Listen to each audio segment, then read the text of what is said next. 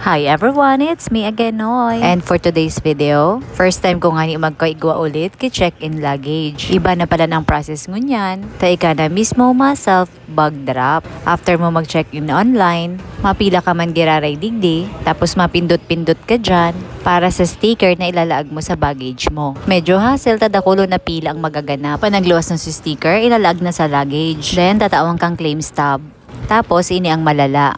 Mapila ka na naman ulit, digdi sa halaba o napila. Kaya kung ako sa Indo, kuiga ka mong check-in luggage. Siguro mga 3 hours before ng flight ka mo magdigdi. Kaya ako, abo ko talagang nag-check-in luggage. Kaso no choice kasi sa mga pasalubong warang laaganan.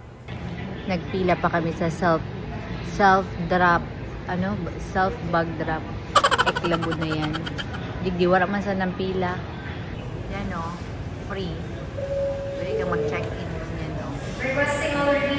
Ayan, usually nagbibigay sila ng pa-free na na check-in luggage dito mismo sa gate kung saan yung flight nyo. Dapat di na lang kami pumila doon.